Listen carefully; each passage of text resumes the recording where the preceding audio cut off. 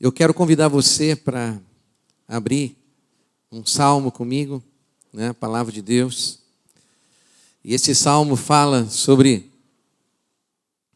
algo muito extraordinário que eu quero compartilhar com você nessa noite. Salmo 131, verso 1 a 3. Ok? Diz assim: Senhor, o meu coração não é orgulhoso e os meus olhos não são arrogantes. Não me envolvo com coisas grandiosas nem maravilhosas demais para mim. De fato, acalmei e tranquilizei a minha alma. Sou como uma criança recém-amamentada por sua mãe. A minha alma é como essa criança. Ponha a sua esperança no Senhor, ó Israel, desde agora e para sempre. Amém, amados? Olha, nessa noite quero abrir meu coração. Foi uma noite especial para mim, um final de semana, né, onde eu creio que o Espírito de Deus falou ao meu coração, né, e eu creio que todos nós precisamos aprender alguns desses princípios que eu quero compartilhar com vocês, né? O tema dessa palavra, né, eu entendi que um dos temas que eu poder nominar o que eu vou falar nessa noite, tá? Eu deixei escrito para você aí, né? Soluções para os problemas da vida, ok? Então, para você que toma notas, né? Soluções para os problemas da sua vida. E eu creio que não há momentos, né, melhor do que falarmos sobre isso, porque estamos vivendo, né, dias difíceis. Quem concorda comigo nessa noite? Amém? Né? Nós precisamos aprender, tá, a solucionar, ok? E encontrar soluções em Deus para os problemas da nossa vida. E eu creio que o salmista, aqui nesse Salmo 131, né, ele encontrou algumas soluções. E eu comecei então a refletir a respeito das respostas, né, que o salmista tinha encontrado para alguns dos problemas da vida. Então, nessa introdução, eu quero perguntar para você, quero que você pense comigo, talvez a palavra que melhor descreva, né, os dias de hoje seja de fato crise. Por quê? Porque nós estamos vivendo, né, dias onde as pessoas não têm mais respeito, as pessoas não têm mais, né, como eu posso dizer, escrúpulos. Alguns não têm mais vergonha. Alguns nem se preocupam, né, em simplesmente tomar aquilo que é do outro sem nenhuma preocupação. Hoje a vida não vale 10 reais. A vida não vale um relógio, não vale uma camiseta, não vale um tênis. E Davi, ao escrever esse salmo, né, ele nos dá então uma receita, que eu creio que é uma receita eficaz contra a crise. Olha só o que ele começa falando, né, no verso 1. O que ele diz? Né, olha lá comigo, observa o que esse texto está dizendo. Ele diz assim: Senhor, o meu coração não é orgulhoso e os meus olhos não são arrogantes. Não me envolvo com coisas grandiosas nem maravilhosas demais para mim. Né? Então, o primeiro princípio que, né, de solução, tá, que o salmista apresenta nesse texto é nada de orgulho. Então, a primeira coisa que nós devemos aprender com esta palavra, com esse ensino de Davi aqui, né, é entender o seguinte, do que vale o orgulho? Se a vida se desfaz como um sopro. Então, amado, nós devemos aprender a viver essa vida, tá, sem absolutamente nada de orgulho. Quem pode dizer amém por isso aqui? Ah? E você vai entender por quê. Porque o orgulho é algo que expressa, né, um amor excessivo por si próprio. Uma pessoa orgulhosa é alguém que está repleto, né, de si mesmo. E nós, quando começamos a pensar, o orgulhoso não frequenta o mesmo lugar que os outros. A sua vaidade, né, ela é excessiva. Ele é uma pessoa que ostenta suas próprias qualidades e se valoriza a si mesmo acima dos outros. É alguém que age de modo indiferente. É alguém que se sente superior aos demais. Então, estas são algumas definições do dicionário a respeito de orgulho. O que o salmista está dizendo? Ele está falando o seguinte: olha, eu não ando à procura de grandes coisas. Olha, querido, nós vivemos, claro, né? E nós temos profetizado aqui e declarado que Deus quer fazer grandes coisas através da sua e da minha vida, dessa igreja e do corpo de Cristo, amém? Tá? Não é disso que eu estou falando, nós estamos falando de, hoje, o mundo fala, insufla o coração de homens e mulheres para que você busque grandes coisas, mas que não são de Deus. Grandes coisas, né? Ok? Como grandes fortunas, ou como grandes empreendimentos, ou como grandes feitos, ou grandes descobertas, grandes conquistas, grandes recordes. Então, amados, o que é grande aos olhos do mundo, constitui-se desprezível aos olhos de Deus. E é importante a gente entender isso, né? Saber como Deus, o que Deus valoriza. Abra comigo, né, no Evangelho de Marcos, no capítulo 8, verso 36. Né? Olha só o que ele diz. Ele fala assim: pois que adianta o homem ganhar o mundo inteiro e perder a sua alma? Você já parou para pensar nisso?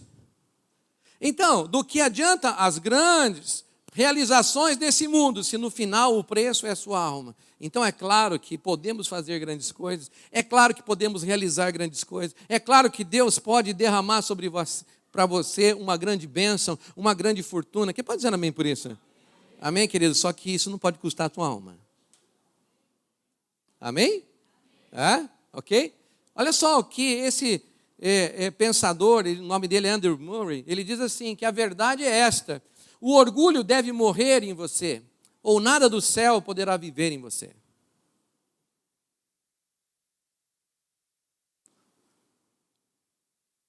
E nós precisamos entender que isso está alinhado com a palavra de Deus, porque a palavra de Deus diz: não ame o mundo, nem o que nele há, porque se alguém amar então o mundo, ok? O amor do Pai não está nele, pois tudo o que há no mundo, a cobiça da carne, a cobiça dos olhos, a ostentação dos bens, não provém do Pai, mas do mundo. E a palavra diz assim, que o mundo passa e a sua cobiça passam, mas aquele que faz a vontade de Deus permanece para sempre. Isso está lá na carta de 1 João, que eu compartilhei a semana passada com você, no capítulo 2, no verso 15 a 17. O mundo passa e a sua cobiça passam, mas aquele que faz a vontade de Deus permanece para sempre. Amém? Então, se for a vontade de Deus de você ter um grande carro, uma grande propriedade, uma grande fortuna, de você ser um grande empreendedor, você ser um grande empresário, você realizar grandes coisas, né? Para Deus, segundo a vontade de Deus, e tipo, debaixo dessa vontade, você permanece para sempre. Essas coisas não roubam a tua eternidade. Amém, amados? Né? Então, qual é a coisa maior, então, que o homem deve buscar? Qual deve ser a razão principal que nós devemos buscar? Deus, querido. Jesus é o nosso grande tesouro. Então, neste mundo, né, onde nós estamos vivendo, né, onde as pessoas lutam, né, matam e se matam, né, por fama, por posição, por poder, por posses, que você, né, discípulo de Jesus, você que tem buscado a verdade, né, que Deus nos dê como igreja um coração humilde, e que a gente, né, se proponha, e que essa humildade nos leve a cada um de nós a buscar aquilo que de fato tem valor permanente. Amém? O que é valor permanente? Aquilo que vai ficar para a eternidade, aquilo que a traça não rouba, aquilo que a ferrugem não corrói, aquilo que nada, né, nada desse mundo, nenhuma atração, nenhuma paixão, nenhuma proposta, nenhum convite pode retirar da sua vida, porque você permanece para sempre. Eu quero que você abra comigo em Hebreus 13, verso 5. Tá? Então, dentro dessa linha, eu quero dizer para você, olha lá. Olha o que Hebreus 13, 5 diz. Conservem-se livres do amor ao dinheiro e contentem-se com o que vocês têm, porque Deus mesmo disse: nunca o deixarei e nunca o abandonarei. Então, amados, livres do amor, porque o dinheiro é uma bênção, os recursos são uma bênção, mas o amor ao dinheiro é a desgraça da vida de um homem. Então, nós, como igreja, e você deve entender isso, conserve-se livres do amor ao dinheiro e contente-se com o que você tem recebido, com o que você tem, porque Deus mesmo disse: eu nunca o deixarei e nunca o abandonarei. Quem pode dizer amém por isso aqui nessa noite? Amados, a segunda coisa que eu encontro aqui nesse salmo, está no verso 2. Olha lá o que ele diz. Vamos ver juntos? De fato, acalmei e tranquilizei a minha alma. Eu sou como uma criança recém-amamentada por sua mãe. A minha alma é como essa criança. Tá? Então, a segunda coisa que o salmista coloca como um caminho para nós, um caminho para soluções, além de nos liberarmos do orgulho, além de nos colocarmos diante de Deus dessa forma, é viver sem ansiedade. Por quê? Porque a ansiedade é a diferença entre o tempo do querer de Deus e o tempo do nosso próprio querer. Então, amados, esse conflito precisa ser removido da nossa vida. Eu vou dizer para você, quando o salmista ele coloca assim: de fato, eu acalmei a minha alma. Eu acalmei, eu tranquilizei a minha alma. Então, qual a receita do salmista? Nada de ansiedade vai roubar os meus planos. Nada. A ansiedade não vai tomar conta da minha vida. Queridos, por que é importante falar sobre isso? Porque a ansiedade, ela é uma ânsia, é uma inquietação da alma por dúvida, receio e pesar. A ansiedade, ela é antagônica à fé. Ela luta contra Deus, o Deus que provê, o Deus da provisão. A ansiedade, ela chega a ser maligna a ponto de lutar contra o Deus Jiré, que é o seu provedor, é o seu protetor, é o seu libertador. E por que ela luta? Ela luta no nível da alma. Ela não pode lutar contra Deus, mas ela pode lutar na sua alma para dizer que o querer de Deus, ou o tempo do querer de Deus, não está alinhado com o teu querer e o tempo do teu querer. E aí você se torna um cara ansioso. Você se torna uma pessoa cheia de desconforto físico e psíquico. Uma pessoa com excesso de agonia. Uma pessoa com aflição. Eu estou dando uma definição do dicionário do que é ansiedade. Uma pessoa ansiosa é uma pessoa que tem problema no físico. Perde a respiração, tem problema psíquico, tem exceção de agonia. Eu coloquei ali até um PowerPoint, que eu quero que eles coloquem para mim, alguns sintomas da ansiedade. Tem gente que sofre de dor no peito, tem gente que perde o ar. A gente não consegue ficar parado, inquieto, tenso. São sintomas físicos e sintomas psíquicos ou emocionais. Na psicopatologia, a ansiedade fala da condição emocional de sofrimento. Um ansioso é um cara que sofre. Sofre antecipadamente. Não sobra um pedaço de unha. As noites são mal dormidas. O corpo do cara treme. Tudo de ansiedade. Por quê? Na psicopatologia é uma condição emocional de sofrimento, definido pela expectativa de um acontecimento inesperado e perigoso à frente, no qual o indivíduo se acha indefeso. Então, ele tem uma situação que ele precisa tratar, ele sabe de um desafio que ele precisa encarar, ele sabe de uma situação que ele ainda não enfrentou. Então, ele começa a sofrer antecipadamente de ansiedade. E esquece que Deus existe, esquece que Deus é um Deus de proteção, que Jirê é o provedor, que Ele pode ser o seu libertador, que Ele pode ser o seu salvador, que Ele pode entrar, com uma solução definitiva naquela crise que só está no nível da sua alma. Amém, querido? Olha, tem alguém que escreveu o seguinte, ele falou assim essa frase: a ansiedade, ela nunca fortalece você para amanhã.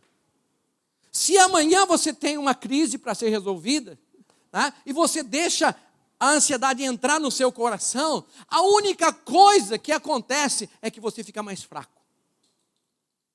Porque a ansiedade nunca fortalece você para amanhã, ela apenas o enfraquece para o dia de hoje. Pensa comigo, irmão. Os psicólogos dizem que a ansiedade é o mal do século 21. Depressão, opressão, aprisionamento, síndrome do pensamento acelerado. Hoje nós não conseguimos ficar 5 minutos parados, Para a gente conseguir tocar um culto como esse aqui, é só pela graça de Deus.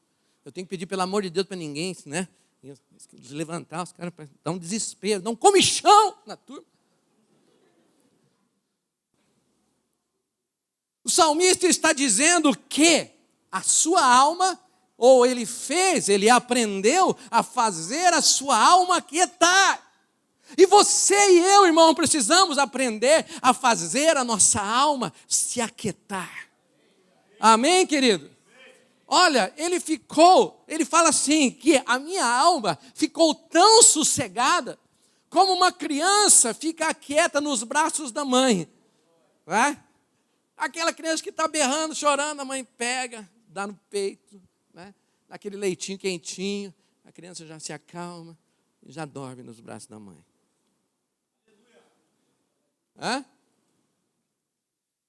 É o que o salmista está falando. Amados, mas nós, infelizmente, somos hoje, no século 21, uma sociedade inquieta, tensa, neurótica, ansiosa. E nós, cristãos, precisamos aprender a lutar contra isso, porque isso pode entrar na nossa alma e roubar coisas importantes, soluções e respostas que estão em Deus, mas que nós deixamos a ansiedade tomar conta, nós deixamos então ela ser e se tornar uma fortaleza antagônica à fé dentro da nossa alma, dentro da nossa mente. É por isso, querido, que lá em Mateus 6,33 ele diz assim: busquem em primeiro lugar o quê? O reino de Deus e a sua justiça, e todas essas coisas lhes serão acrescentadas. Ok? Amém, amados? Só que tem um verso posterior, 34. Abra na sua Bíblia, por favor, põe no telão para nós. Diz assim: portanto, o quê? Não se preocupem com o amanhã, vírgula, pois o amanhã trará as suas próprias preocupações. Basta cada dia o seu mal. Essa parte parece que as pessoas esquecem. Mas eu busco em primeiro lugar o reino de Deus, só que eu roubo minhas unhas, eu fico travado de pânico, meu corpo treme, eu fico ansioso, eu fico desesperado. Mas eu estou buscando Deus em primeiro lugar. Será, irmão? Preste atenção, se a sua alma não está regendo suas emoções, suas atitudes, seus pensamentos. A Bíblia diz que assim nós devemos viver como filho de Deus. No livro de Mateus, no capítulo 11, verso 28, você pode acompanhar aí, ele diz assim: venham até mim, venham a mim o quê? Todos, não alguns. Ele diz todos cansados, ou todos os que estão cansados e sobrecarregados e oprimidos, e eu lhes darei descanso. Amém? Verso 29, veja lá, atitude sua e minha, somos nós que temos que fazer isso. Tomem sobre vocês o meu jugo e aprendam de mim, que sou manso e humilde de coração, e vocês encontrarão o quê? Descanso para as suas almas. Ah, queridos. Hã? E se você quiser fechar com chave de ouro, verso 30, pois o meu fardo é leve e o meu jugo é suave. É isso que nós precisamos aprender, querido. Porque no meio desse tormento, chamado ansiedade, João 14, no verso 27, Jesus deixou soluções para eu e para você. Olha só o que ele deixou. Eu deixo a minha paz. Eu deixo a você a minha paz. Coloque para mim esse texto, João 14, 27. Deixo a minha paz. A minha paz vos dou. E é interessante que o verso diz e qualifica a paz, e especifica a paz. João capítulo 14, 27. Por favor, eu preciso desse texto. Ele diz assim: deixo-lhes a paz, a minha paz lhes dou, e não dou como o mundo dá.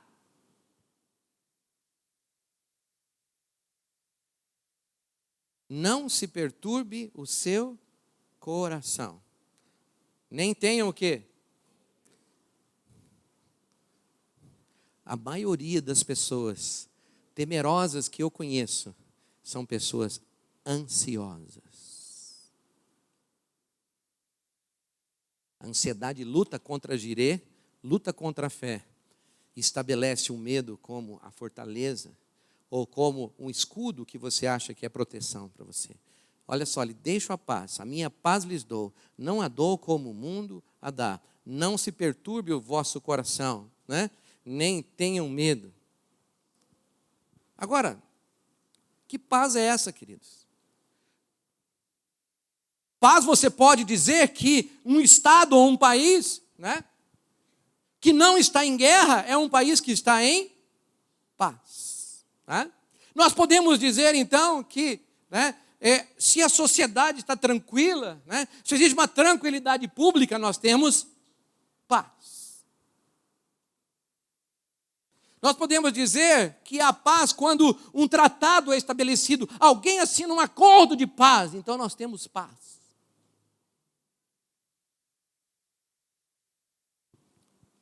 Repouso, silêncio, tranquilidade da alma, união, concordância, sossego, são algumas características que definem a palavra paz.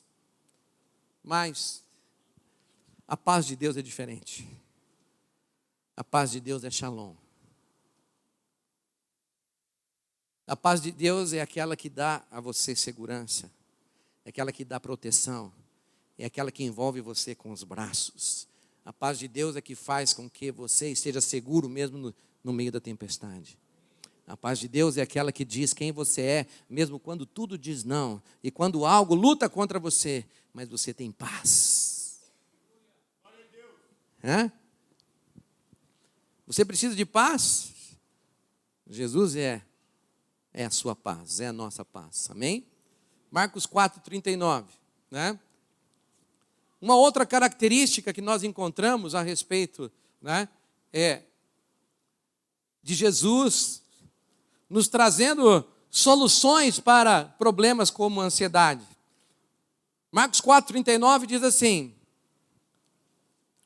ele se levantou, repreendeu o vento e disse ao mar: aquieta-se, acalme-se. E o vento se aquietou e fez-se completa bonança. Queridos, Jesus traz a bonança. Amém? O que é bonança? Né? Não é bonança, tá?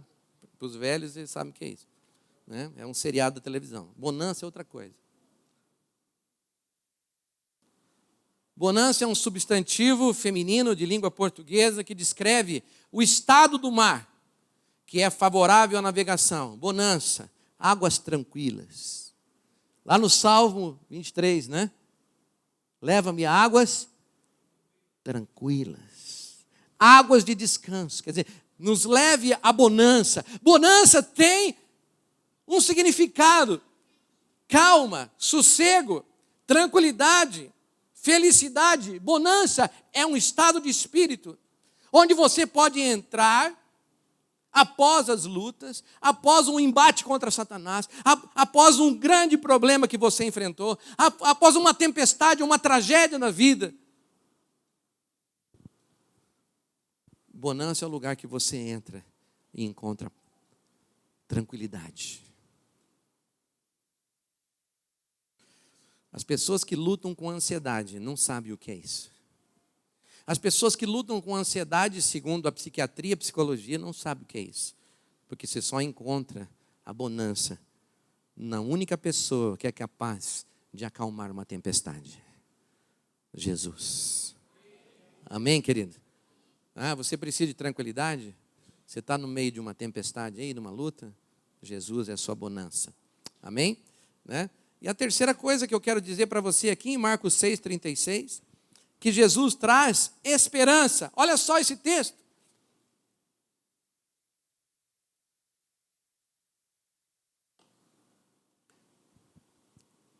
Marcos 6,36 diz assim: não fazendo caso do que eles disseram, Jesus disse ao dirigente da sinagoga: não tenha medo, tão somente creia. Jesus é a esperança. Em que situação que nós lemos esse texto de Marcos 6,36? Se você já leu e tem lido o nosso plano de leitura, você já passou por aí. E você vê que o chefe da sinagoga ali estava com a filha doente. E Jesus então disse: vou até a tua casa. E Jesus estava no caminho da casa do chefe da sinagoga. E algo aconteceu. O texto começa dizendo: mesmo não dando ouvidos àquilo que a multidão ou as pessoas estavam falando. O que as pessoas estavam falando? Quem lembra disso? Tá? Não adianta chamar o mestre porque tua filha já está morta. Ela já morreu. Tá? Querido, quero qualificar a esperança. Esperança é um substantivo feminino que indica o ato de esperar alguém ou alguma coisa. Pode ser também um sinônimo de confiança. É ter esperança, é acreditar em alguma coisa muito desejada que vai acontecer. Isso é esperança. Amém? Tá? Então, Jairo estava ali naquela situação. As pessoas chegaram para ele e quando ele ouviu essa notícia, Jesus olhou para ele e falou: Jairo, fica calmo. Não tenha medo. Então somente creia. Mas sabe o que nós encontramos de contraponto? Eu vi num cartão esses dias algo que me chamou a atenção. Pastor, assim, ler cartão já anota, tudo que passa anota, porque isso vai servir para alguma coisa algum dia. E esse cartão dizia assim, é loucura. E daí eu, claro, eu peguei o cartão e já fui olhar. O que está dizendo esse negócio? Tá? E ali falava o seguinte: odiar as rosas porque uma te espetou é loucura. Entregar todos os seus sonhos porque um deles não realizou é loucura. Desistir de todos os seus esforços porque um deles fracassou é loucura.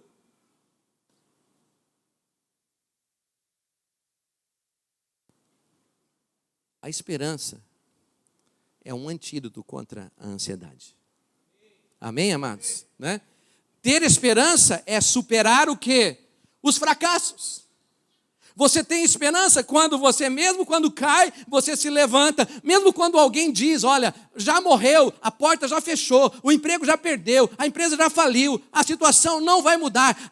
Não adianta você espernear. A que voz você vai dar ouvidos? A voz que vai alimentar e retroalimentar a ansiedade e o desespero do teu coração? Ou você vai descansar nos braços daquele que pode todas as coisas? Queridos, ter esperança é superar os fracassos, obstáculos, as traições, os enganos, as dificuldades. Jesus disse exatamente para Jairo, na hora que as pessoas encontraram, diz: não incomode mais o mestre, porque a sua filha já está morta. Então, amados, eu quero ressaltar isso. Exatamente nessa hora de desespero, nessa hora de desesperança, nessa hora de medo, de dificuldades. Então, que Jesus disse a ele: não tenha medo, somente creia. E é o que Jesus diz a você nessa hora: não tenha medo, somente creia. Amém, queridos? Tá? Você precisa de esperança? Será que aquela voz ou pessoas do seu lado, durante essa semana, falaram: para de ir na célula, abandona esse Deus aí, vai fazer outra coisa?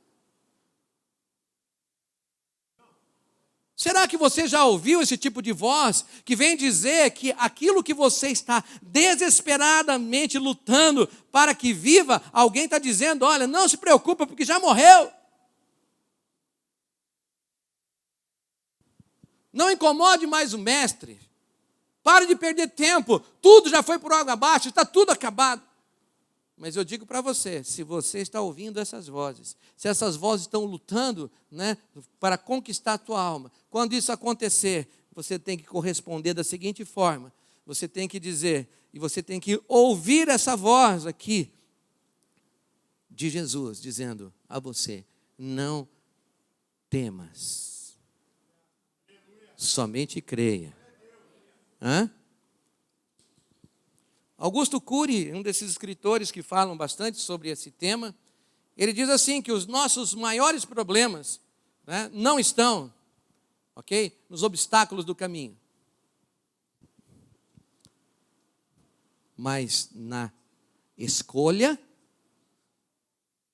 da direção errada.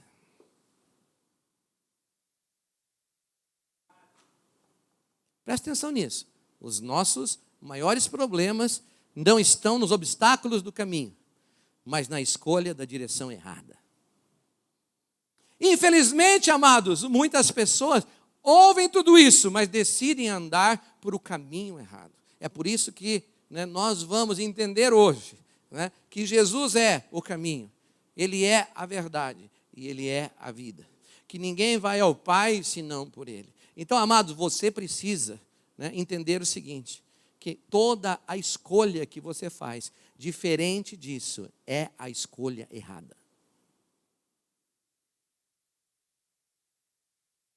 E a terceira coisa que nós entendemos aqui, né, vendo esse Salmo 131, vamos ver, tá? O que ele diz. Pode pôr o Salmo 131 para nós aqui no telão? Obrigado. A última parte desse salmo, ele fala exatamente isso. Olha lá, né? Espera, ó Israel, no Senhor, desde agora e para sempre. Esperar no Senhor, põe a sua esperança no Senhor. Então, amados, colocar a sua esperança é você tomar uma atitude, tá? É você dizer para o desespero que ele não vai fazer parte da sua vida mais. A terceira coisa que eu falo para você, né, que o salmista buscou, é posicionar-se a respeito do desespero. Nada de desespero. E o que é o desespero? É o ato ou efeito, né, tá, de se sentir mal. O desespero faz você passar mal. É a condição excessiva de desânimo em que uma pessoa se sente sem capacidade para realizar alguma coisa. É um estado de espírito, aquela sensação ruim que faz com que alguém acredite estar num momento sem saída, no fundo do poço, sem esperança, desesperançado.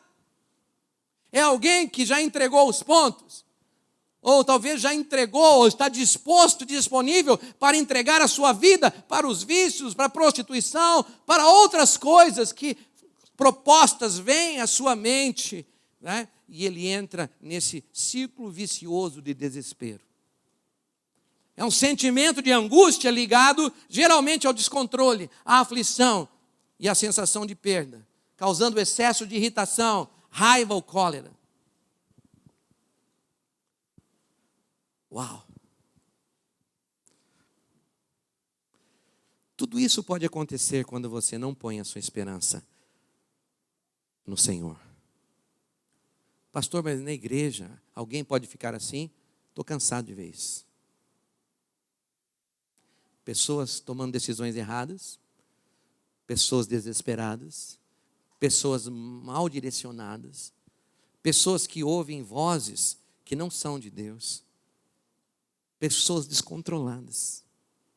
Amados, a esperança em Deus é a nota mais alta que esse salmista aqui, né, encontra para encerrar esse belo salmo. E eu quero levar agora você, né, para o Evangelho de João, no capítulo 14, e nós vamos concluir para ir para a ceia do Senhor.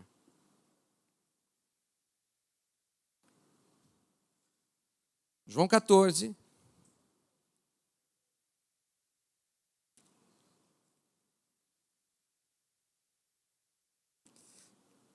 Eu vou pedir que a projeção coloque para mim, né, um mapa do santuário, né, do templo que está aí desenhado, tá? Eu não sei se vocês conseguem ver, talvez nem todos vão conseguir, né?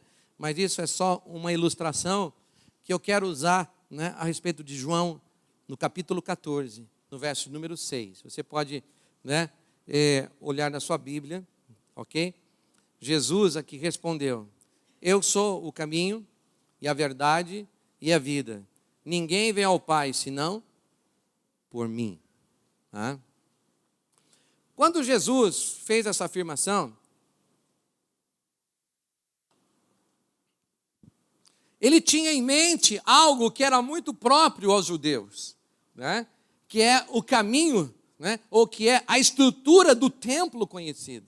É onde as pessoas cultuavam a Deus, é onde eles ouviam a voz de Deus e é onde eles buscavam a direção. Né? Então, amados, aqui na entrada do santuário, ok? Nós temos 3 espaços, e você pode observar ali. Tá? Nós temos A, o pátio, B, o santo lugar e C, o santo dos santos. Aqui nós temos a porta, né? Nós temos o altar e a pia no pátio, né? E essa primeira porta era chamada de caminho. É muito interessante que, né, quando Jesus estava dizendo que eu sou o caminho, ele estava se referenciando a esta primeira porta do santuário, onde todos poderiam entrar. Eu sou o caminho. E ali, por esses 2 elementos que tinham lá, o altar e a pia, representam o seguinte, que quando a pessoa passa pela porta do caminho, ela entra, né, naquela oportunidade de ser salva, onde o seu coração é perdoado dos seus pecados, onde ela alcança a salvação, onde ela alcança perdão dos seus pecados, onde ela alcança, né, algumas revelações básicas, porque todo mundo poderia ter acesso ao átrio. Isso quer dizer a mesma coisa até hoje. Todos podem ter acesso à salvação. Amém, amados? Tá? Mas uma coisa muito importante que eu quero trabalhar dentro dessa linha de raciocínio de problemas emocionais que eu estou pontuando nessa noite, tá? Como orgulho, como ansiedade, como desespero. Muitas pessoas conseguem entrar pelo caminho, elas conseguem perdão por seus pecados, elas conseguem confessar as suas dores, elas conseguem conhecer a Deus como seu Salvador, mas elas não saem desse lugar. Jesus é só o caminho. Elas conseguem passar pela primeira porta de revelação, tá? Mas não conseguem adentrar para o santo lugar. Porque entre a primeira porta e a segunda porta existe um caminho, existe um processo, existe um tempo. Tá? E o que tem? Qual que é a segunda porta que você vai observar comigo aqui? A segunda porta é a verdade. Então ele fala assim: eu sou o caminho, a verdade. Essa porta da verdade, querido, né? É uma porta que vai dar acesso a 3 coisas. A menorá, que é aquele candelabro que representa o Espírito Santo, né? É o altar de incenso, ok? Onde estão as orações dos santos, e a mesa de pães. O que representa a mesa de pães? O que representa, né, o altar? E o que representa o menorá? Bom, eu já citei, né? A menorá significa a luz do Espírito Santo.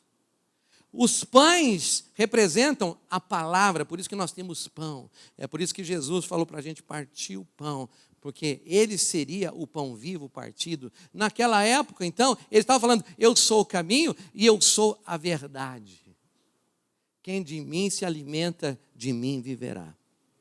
Quem se alimenta da minha carne, né, tem parte comigo. Então, querido, quando existem muitas situações da nossa vida em que nós conhecemos Jesus somente no átrio. Nós conhecemos Jesus somente na primeira porta.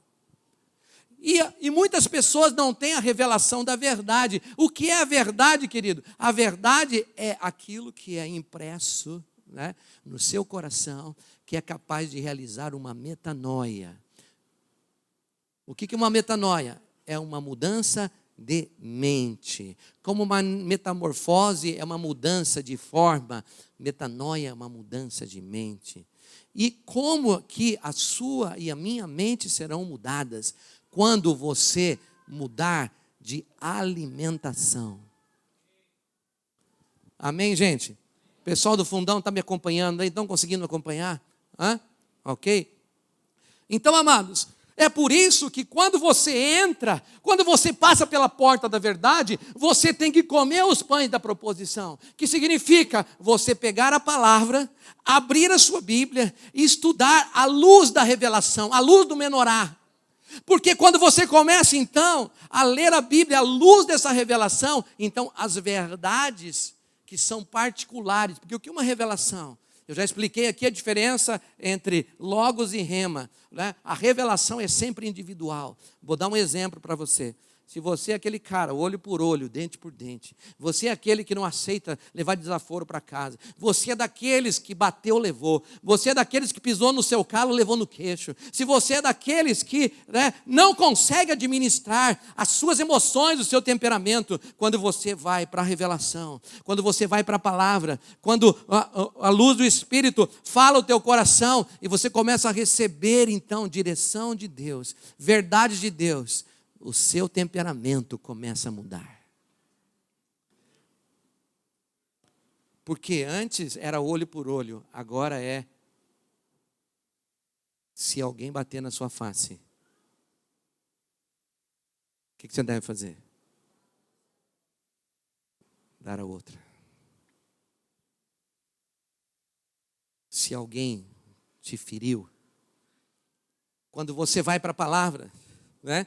E você tem uma revelação, a revelação não é para A, para B ou para C, é para individual.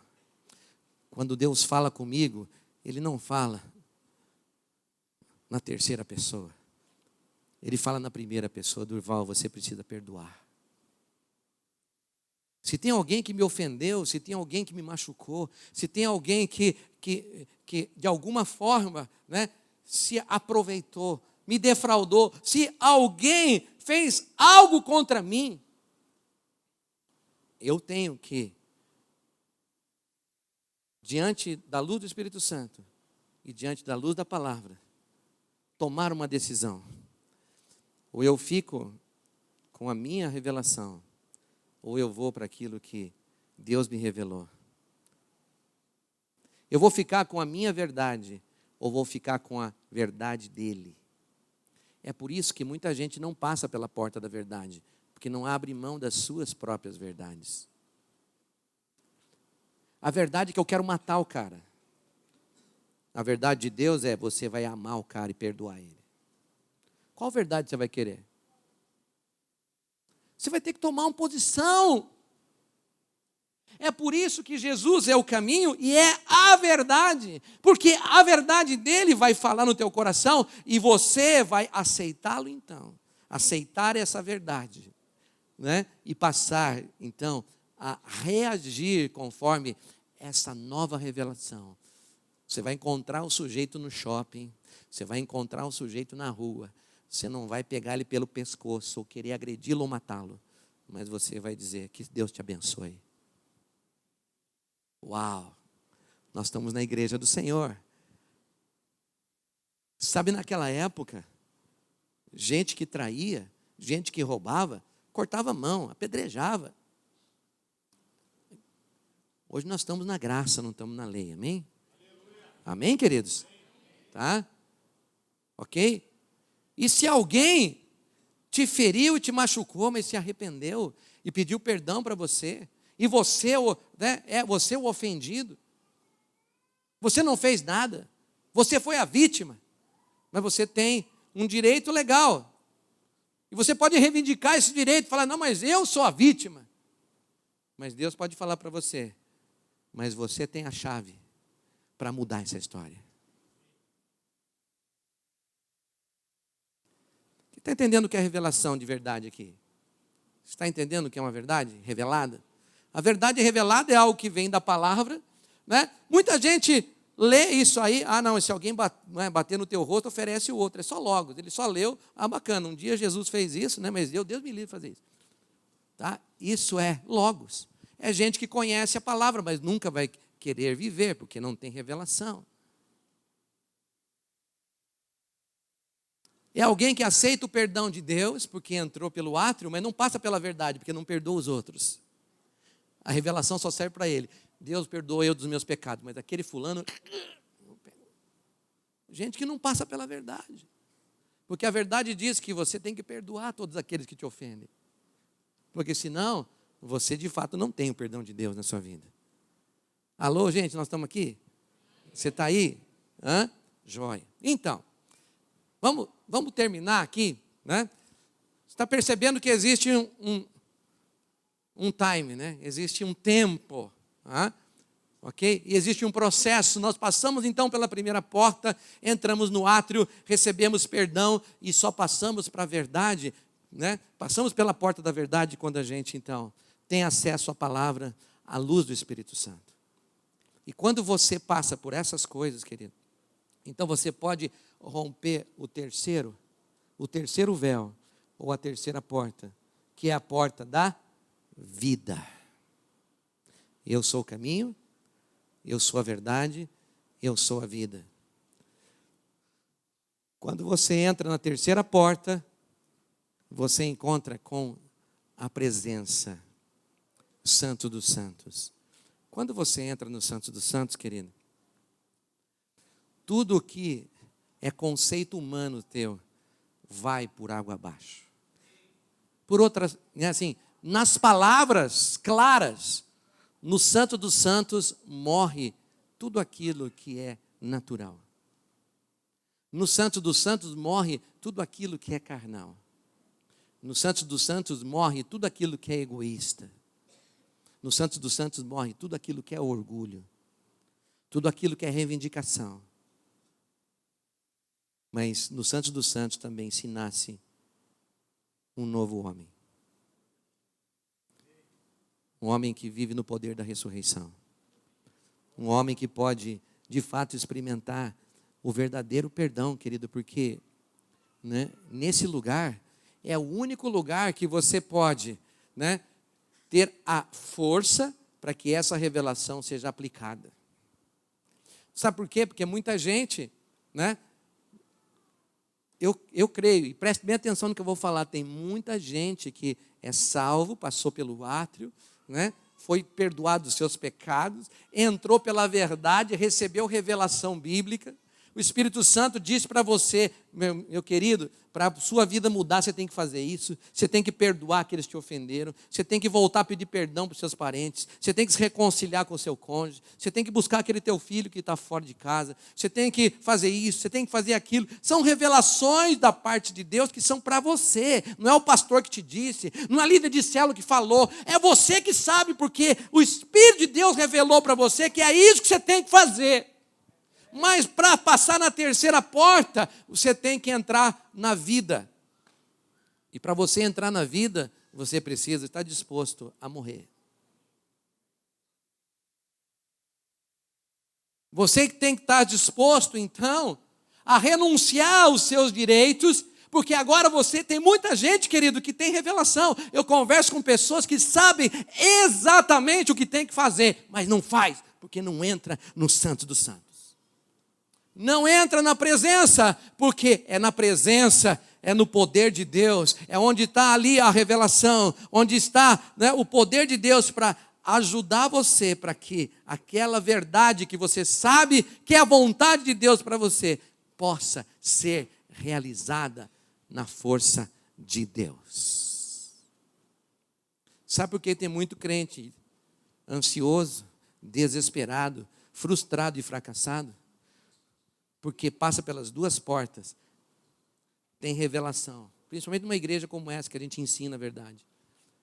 Mas, cara, se você não entrar lá, isso aí vai se tornar condenação para você. Você saber o que tem que fazer e não fazer. Você saber aquilo que Deus tem para você e você não corresponder. Você saber aonde Deus quer te levar, porque é o caminho, né? E você não andar por ele. E eu digo para você nessa noite, em nome de Jesus, que muitas soluções, muitas decisões que vão trazer paz para o teu coração, que vão trazer esperança para você, que vão trazer tranquilidade para você, está nesse lugar. Sabe por quê?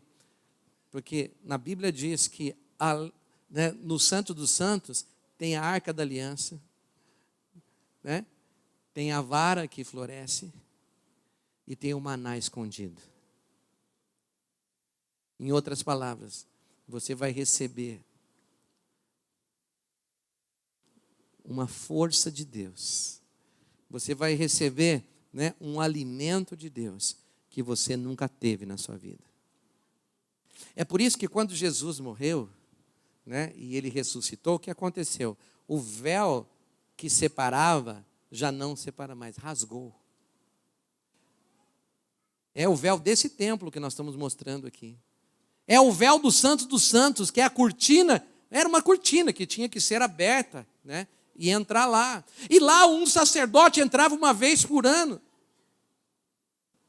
Mas a Bíblia diz que eu e você, a partir de Jesus, você é rei e você é sacerdote. Amém? Que você tem acesso agora, livre acesso aos santos dos santos, porque Jesus pagou o preço pela sua vida. Então, queridos, se nós temos livre acesso, Hebreus diz assim, né? Não tenha medo de entrar no santo dos santos.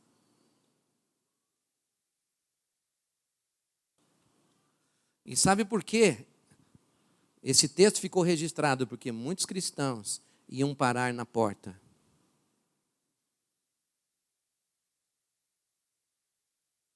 Sabe muito bem o que tem que fazer. Deus já falou, refalou, confirmou, reconfirmou, tudo que você tem que fazer. Mas você não vai para o Santo dos Santos. E aí a coisa não acontece. E o meu convite para você, nessa noite de ceia, é você tomar uma decisão.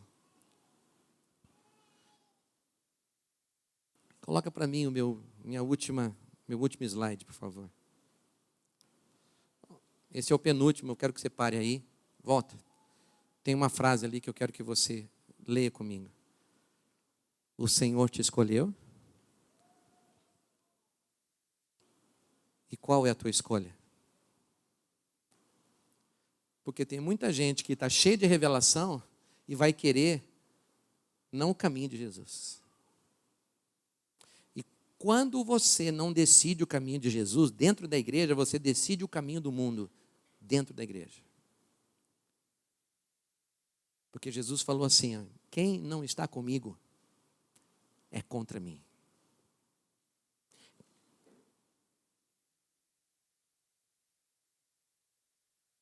Você pode estar jogando contra. É aquilo que eu falei. Os problemas da maioria das pessoas não são os obstáculos do caminho. É a decisão de andar pelo caminho errado. É de fazer a escolha errada. E se ele dizendo que eu sou o caminho, a verdade e a vida, não há outro caminho até Deus. O caminho da ansiedade, o caminho do orgulho, despreza a presença de Deus. O caminho da ansiedade É o caminho do sofrimento e da tortura emocional. O caminho da ansiedade é o caminho do transtorno de personalidade. O caminho da ansiedade é o caminho do temor. Mas quando você entrega a sua vida e você vai para a presença, quando você faz a escolha certa, você não é um perdido dentro da casa de Deus. Você não é aquele filho mais velho na casa do pai, que diz para o pai: eu estou aqui, mas o Senhor nunca me deu um cabrito para eu celebrar. Em outras palavras, estou infeliz dentro da igreja. Será que você é um infeliz dentro da igreja? O infeliz dentro da igreja é quem tomou a decisão de andar no caminho errado.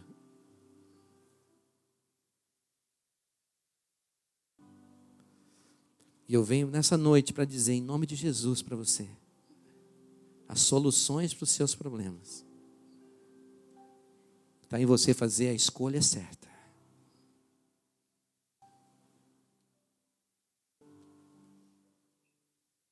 E você reconhecer que Ele é o caminho, que Ele é a verdade e que Ele é a vida. Fecha teus olhos, por favor.